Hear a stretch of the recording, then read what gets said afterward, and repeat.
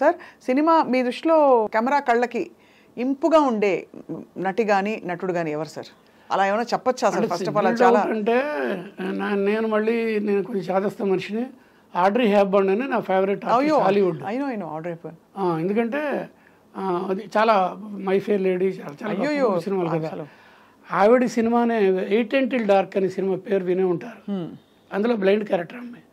అది బాలచంద్ర గారు కళ్ళు సినిమాలో లింక్ చేసి ఒక 6 రీల్ సినిమా తీసిన తర్వాత పక్కన పడేశారు. జయసుద్ అప్పుడు ఆ క్యారెక్టర్. ఆడ్రీ హెప్బర్న్ ఇండియాకి వచ్చే టైంకి వైజయంతిమాల ఆ రోజుల్లో ఏది మన ఆ సినిమా ఏంటంటే మధుమతి ఆ రోజుల్లో వైజయంతిమాల. తెలుగుకి వచ్చే టైంకి ఆల్మోస్ట్ ఫస్ట్ పిక్చర్ని 2-3 పిక్చర్లు నేను ఉన్నాను కాబట్టి జయప్రద అంటే విపరీతం ఇష్టం నాకు. బికాస్ దాన్ని ఏమంటారంటే ఫోటోజెనిక్ ప్రిపరేషన్స్ ఆ అమ్మాయి అద్భుతం. అవునా సార్? తక్కువ శ్రీదేవి గారి కంటే కూడా. ఎస్, శ్రీదేవి గారి కంటే కూడా. అంటే జయప్రద గారు అద్భుతమైన అందగత్తే అందరికీ తెలుసు సార్. కానీ అతిలోక సుందరి అంటే శ్రీదేవి గారిని అనేవారు ఆ రోజుల్లో సినిమాకి. సార్ సినిమా టైటిల్ పెట్టారు మీరు, అంతేనా? ఫోటోజెనిక్ ప్రపోర్షన్స్ అనేవి అందరికి అర్థం కాదండి, తెలియదండి.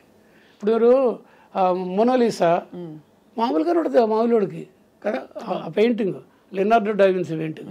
కానీ మాలాంటి వాళ్ళకి తెలుస్తుంది ఎందుకు ఆ అమ్మాయికి ఆ పోర్ట్రేట్కి అంత ఇంటర్నేషనల్ పేరు వచ్చింది అని చెప్పేసి. ఫోటోజెనిక్ క్వాలిటీస్ కొన్ని ఉంటాయి, అవి ఉంటాయి రకరకాలుగా. గోల్డెన్ రేషియో అని అదని ఇదని ఎక్కడే ఉండాలి, ఇదెంత ఉండాలి, ఇదెంత ఉండాలి, ఇదెంత ఉండాలి, ఇక్కడ ఎంత ఉండాలి, ఇక్కడ విధాలు ఎంతవరకు ఉండాలి, ఎలా ఉండాలి విధాలి, ఇవి అన్ని ప్రపోర్షన్స్ లేమన్కి ఇస్తే, చిన్నపిల్లడికి ఇచ్చి జయప్రద షూట్ చేయరంటే అతను కూడా అందంగా వచ్చేస్తాయి ఫోటోలు. కారణం దేవుడు అలా అమ్మాయిని సృష్టించాడు, అంత అందం జయప్రద గారు. అసలు ఆడ్రీ హెప్బర్న్ గారు, వైజయంతిమాల గారు ఓవైపు, జయప్రద గారు మీకు మీ కళ్ళకి అంటే చాలా కెమెరాకి చాలా ఫోటోజెనిక్ అనిపించిన వ్యక్తులు. మీరు వర్క్ చేసిన స్టార్స్లో సార్ ఆఫ్ కోర్స్ నేనేది జయప్రద అసిస్టెంట్ గారు స్వామి గారు అసిస్టెంట్ గారు చేశాను. సిరిశ్రమ ఫస్ట్ అమ్మాయిని చూసింది నేను, విశ్వనాథ్ గారిది. తర్వాత కొన్ని సినిమాలు నా దగ్గరకు వచ్చేయడానికి మళ్ళీ అగైన్ భానుప్రియని అందంగా చూపించడంలోనే నా టెక్నిక్స్ అన్నీ ఉపయోగించాను. అన్ని సినిమాలు ఆవిడే కదా. అవునవును. సితారా, తర్వాత అన్వేషణ, అక్కడ అరకు వెళ్ళి చేసిన ఆలాపన, అక్కడ ఇలాగ చాలా చేసేవాడిని. ఏం పాటలు సార్ అసలు, సినిమా పాటలు ఒక్కొక్క పాట. బాలసుబ్రహ్మణ్యం గారు పాడిన ఆ కన్నుల్లో పాట, ఇళయరాజా గారి మ్యూజిక్ అనే పాట కానీ, ఎత్తుగడ కానీ. ఈ సాంగ్ సీక్వెన్సెస్ షూటింగ్లో ఏమైనా ప్రత్యేక ఇది ఉండేదా సార్ మీకు? అంటే సాంగ్ మనల్ని ఇన్స్పైర్ చేయాలండి. అదే ఇళయరాజా గారులో గొప్పతనం ఏంటంటే ఆయన సాంగ్ ఎంతగా బాగా చేస్తారంటే ఆ సాంగ్ డైరెక్ట్ని ఇన్స్పైర్ చేస్తుంది, కెమెరాని ఇన్స్పైర్ చేస్తుంది, ఆర్టిస్ట్ని ఇన్స్పైర్ చేస్తుంది. మన మీద ఛాలెంజ్ విసురుతారు ఆయన. అవును, నేను ఇంత గొప్పగా చేశాను అయ్యా, మ్యూజిక్, ట్యూన్ కానీ, రీ రికార్డింగ్ కానీ, మీరేంటో చూపించుకోండి అంటాడు. అప్పుడు మాలాంటి ఏం చేస్తారు, ఆయన అంత గొప్పగా చేసినాడు, అంత గొప్పగా మేము చేయాలిగా అని షార్ట్లు కానీ, కన్సీవ్ చేయడం కానీ, లైటింగ్ కానీ, కెమెరా మూమెంట్ కానీ ఇవన్నీ వస్తాయి ఆటోమేటిక్గా. అలా పోటాపోటీ అలా ఉంటేనే అలాంటి సినిమాలు వస్తాయి బయటికి.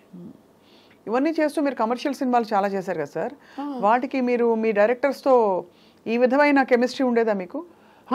అది తప్పనిసరిగా ఉండాలండి, లేకపోతే మీరు 60 రోజులు 40 రోజులు చేయాలి కదా. అవును, లోపల ఎన్ని రకాలుగా ఉన్న వంశీ ఇంటర్నేషనల్ ఫిలిమ్స్, నాకు బెస్ట్ విశ్వనాథ్ గారు, నిష్ణాథుడు, ఎన్నో వీళ్ళు డైరెక్టర్సే కదా.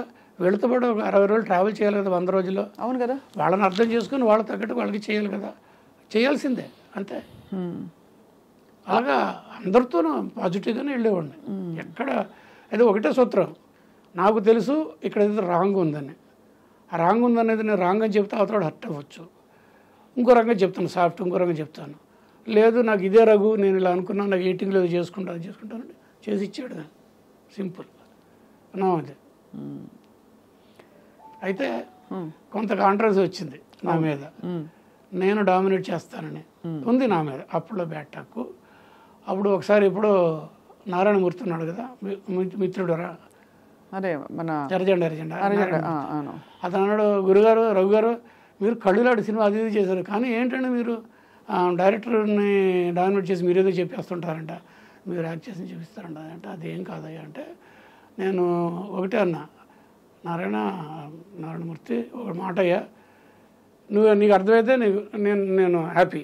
అదేంటంటే నేను ఇంటర్ఫియరెన్స్ అని నువ్వు చెప్తున్నావు, నేను ఇంటర్ఫియర్ అవుతాను. నా దగ్గర 2 మాటలు ఉన్నాయి. ఒకటి ఇంటర్ఫియరెన్స్, 2 ఇన్వాల్వ్మెంట్. నేను ఇన్వాల్వ్ అవుతాను. నేను చేసే ఫిలిం తాలూకు ప్రతి ఆస్పెక్ట్ బాగుండాలని ఇన్వాల్వ్ అవుతాను, సజెస్ట్ చేస్తాను. దాన్ని ఇంటర్ఫియరెన్స్ అనుకోనంటే నా కర్మ కాలిపోయింది అంతే, నేనేం చేయలేను. That is different, this is different.